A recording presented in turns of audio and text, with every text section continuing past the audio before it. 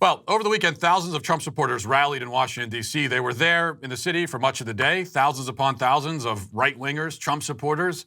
The dreaded Proud Boys were in attendance as well. I'm sure there were even some QAnon proponents on the scene, I'm assuming. The point is, all of the great villains of society, according to the media, all of the most brutal and extreme people, according to the media, the people who are somehow responsible for the violence and rioting that happens at left-wing protests, according to the media. And yet all day these groups marched, rallied, conveyed their message, and there was no violence, no anarchy, no crime, nothing was burned, no businesses looted. Imagine that. But here's where the coincidence gets really crazy. The violence started as soon as BLM and Antifa showed up. It's almost like the left brings violence with it everywhere it goes. Sorry, not almost like. That is the case. Rioting, looting, chaos, political violence, this is all, nearly 100% of the time, a tool of the left, exclusively. Now, you aren't going to see some of this footage in the mass media, if that's where you get most of your news. So let's play some of it here. I can't play it all, so it's really a matter of choosing which documented instances of evil leftist insanity we're going to focus on right now. We'll start with this. Here we have BLM and Antifa harassing a group of Trump supporters who were eating dinner after the rally. And you'll see them chucking random projectiles at the diners, and then they move on to fireworks. Let's see what that looks like.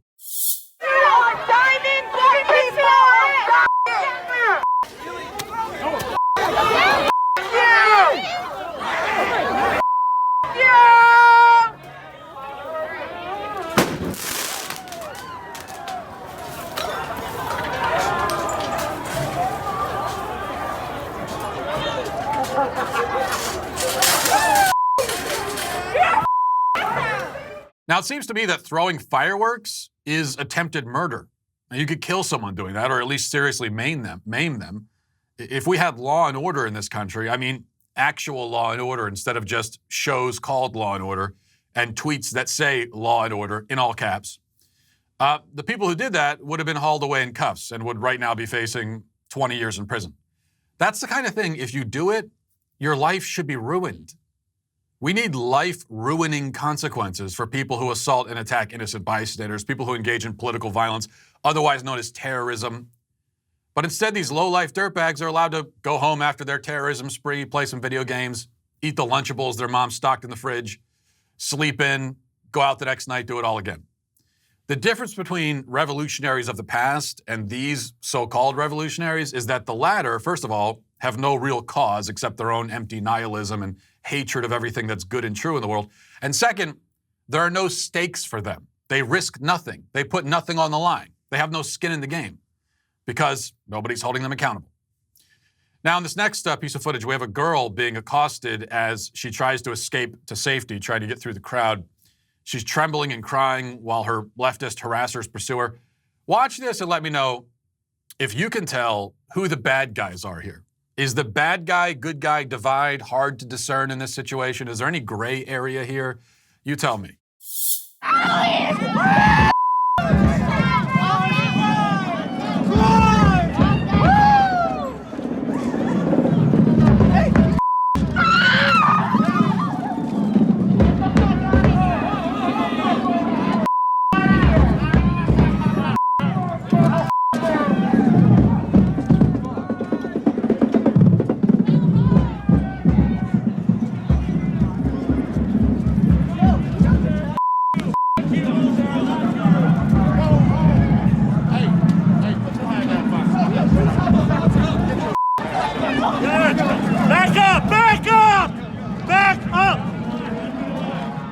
No, you know, it's pretty clear. When you're screaming at a sobbing woman as she tries to get away from you, you're the bad guy.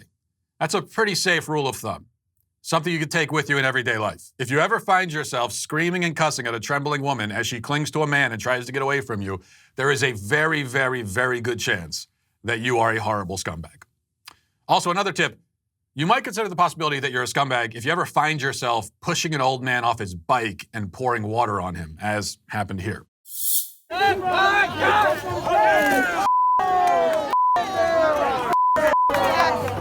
go time. Or, you know, if you're harassing an elderly couple because you don't like their politics.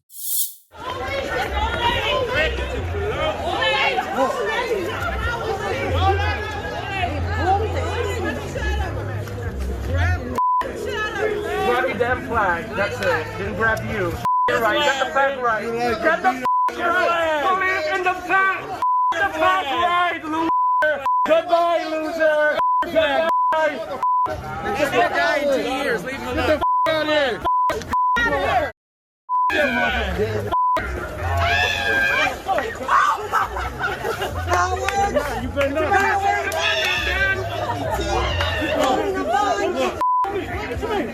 Step to me. Yo, you got the cops around.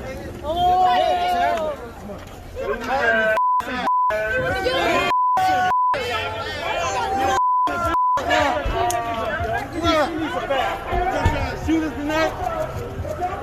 You said, yo. Would you go shoot us tonight? Would you go shoot us tonight? Y'all keep saving these Yo, fat.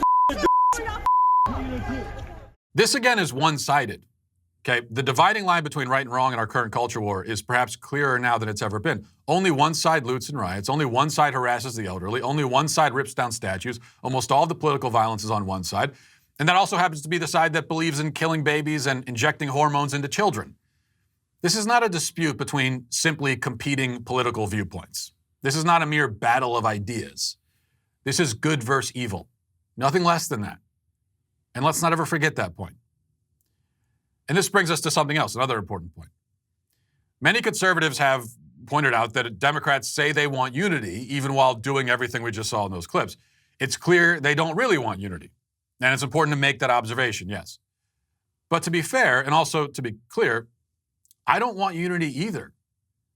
I don't want to unite with people who harass and assault the elderly. I don't want to unite with BLM or anyone who supports it. I don't want unity with Antifa, even if it was possible, which it isn't. I don't desire unity with infanticidal maniacs or child-abusing scumbags. They don't want unity with me, and that's fine, because I don't want it with them. Let's not act like our feelings are hurt because they don't want to be our friends. And that's how it comes across sometimes. When we say, oh, you don't really want unity, why won't you be our friends? I don't want to be their friends. Speaking for myself, that's just not the dynamic here. They're screaming F you at me and all of us, and my response is right back at you. So where does that leave us? If the divisions are so deep that the people on either side of it don't even want to bridge the gap, even in theory, how can we go on? How can we have a functioning society, a real country? How can we be a people rather than just people? The answer is obvious, but nobody wants to admit it or say it out loud, and it's this. We can't. We can't be a real country. We can't be a people.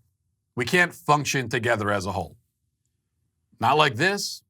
In order for that to happen, one side or the other would have to surrender, would have to give up what defines it, would have to stop being what the other side despises. Short of that, the differences are, as divorce attorneys say, irreconcilable. Is that then where we're headed, to a national divorce of sorts? Now, I don't know. Part of me thinks that's inevitable. The other part of me thinks we don't have it in us, that we'll be fine to just coast along like this as a shell of a country, hating each other but living together for convenience like Bill and Hillary. Perhaps the internet and streaming and video games all enable us to retreat into virtual worlds and false realities so that the untenable nature of our actual reality continues to seem somewhat tenable. Maybe that's where this goes, namely nowhere, in circles. I'm not sure what the distant future holds. But as for the near future, what I will say is this. These BLM and Antifa militants, what they really want to do is they want to punish conservatives for voting for Trump. The goal is to make sure that we never have the audacity to vote for a big, scary bully like Trump ever again. But the dirty little secret is that Trump is not a big, scary bully. He never was. And so I hope that in 2024, we actually go and find that guy. Go find the big, scary bully. Go find the guy who is what the left thinks Trump is and elect him, the real deal. I already know what his campaign slogan should be. Let's give them something to cry about. I'd vote for that guy. Might seem a tad aggressive, but the point is, I don't intend to give 1 inch to these people. I don't intend to concede 1 point. There will not be unity, I know that, and so there's nothing to be gained from making concessions. All we can do now is charge ahead and let the chips fall where they may. Hey, you.